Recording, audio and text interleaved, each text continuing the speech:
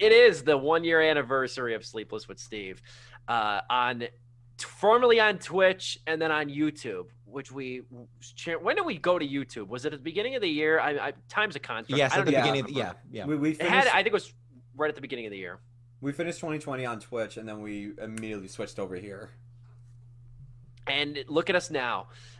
Multiple different platforms. We started on Skype, went to Zoom, went to Discord, back to Zoom, which I think is the most agreeable platform for the three of us. Yeah. And would you believe we've only gotten together as a troupe once in person since this show's been revived? The planning for this show has really all been orchestrated online through group chats, through phone calls, and it's really a testament too, because it's not like we started this back when theaters were open. We started this in April of last year, very, very early into the pandemic. Onward was our first review, and it was breaking news that Onward was getting dropped on Disney Plus after very limited time in theaters.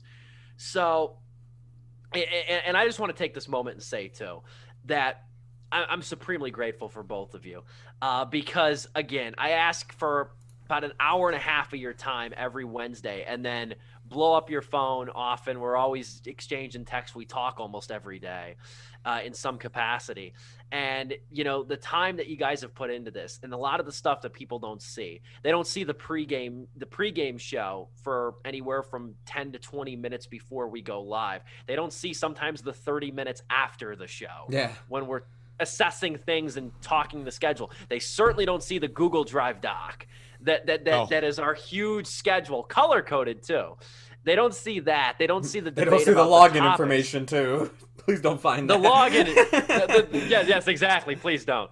But they don't see that stuff, and they don't see just the commitment. The one thing we don't even see, Dom and I don't see, we don't see Joe over here pushing buttons, muting, unmuting, working OBS, and doing all of it along with being a contributing host. And I'd like to say for the money I pay these guys, that they put in the work, but that couldn't be further from the truth. And I just want to say thank you, not only to the viewers, but to you two as well, because you guys have ran with this crazy idea really from the beginning. Joe came on roughly a year into it back on the radio show, and we formed a pretty good friendship, I would say, since then. And Dom, I've known you for several years now, as hard as that is to believe.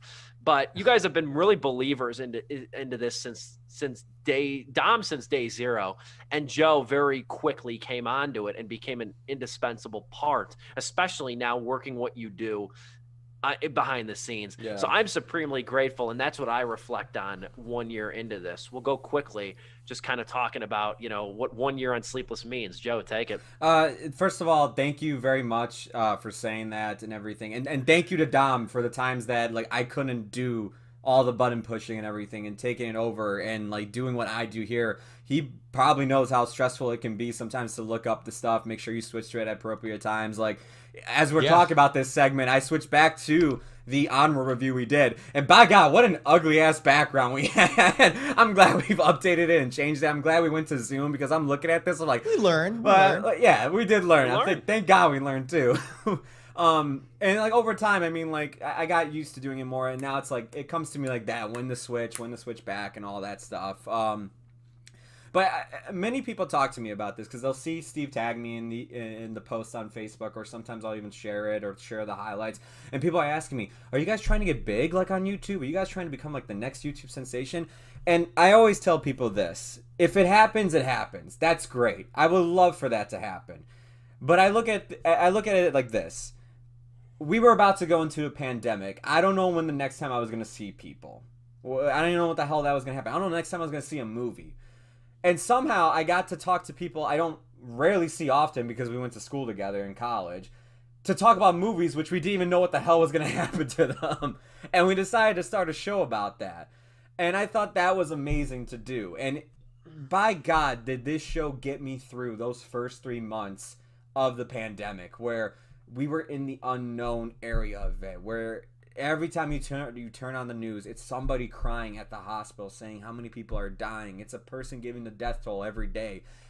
This show each week got me up out of my bed to go watch a movie, write some notes on it, read the articles, everything. We look forward to the next Wednesday and the next one after that and the next one after that. 2020 flew by for me, and a lot of people say that because we were trapped at home. I think it flew especially fast because I had a set schedule to look forward to each week. This is the day I watch something. This is the day I watch the other thing that we're talking about, review the topics, plan for the show, look up stuff, download the trailers when we used to do that and everything. Like, it flew by like that. I loved being a part of this. I don't want to take up too much time, but like in a general sense, I had a lot of fun, and I'm thankful that we actually did bring this show back because it brought back not only some great memories, but it's making some new ones, and it's helping the time pass through this whole damn coronavirus so fast. Dom. Joe, you nailed it. This is really, to me, this is really the movie book club, and we are, we're pals, we're friends, and we just like watching movies. That's really not all this is to me, but that is first and foremost what it is to me. It's, I made a joke that, it's a joke, but it's really not, it really isn't. And it's, it's just that kind of almost nagging thing in my head where it's like, go watch this movie because movies are worth because look, I got a 9 to 5 kind of, who knows now, but I had a job, I got all these things going on. It's movies really can't, it is shocking. I never thought it would be like this, like that in video games where it's like, God, it's all falling to the wayside. What the hell, man? I don't even have kids. Right. But like, they can really fall to the wayside, but I really do believe in my heart of hearts that movies are important, shocker, but they really are. They really do mean a lot to me. So just the fact that I have this, not even talking about what it may mean to others outside of the three of us, but to me, it really hits deep because it gets me going and thinking about movies, watching movies. And I really have Joe for helping to facilitate it.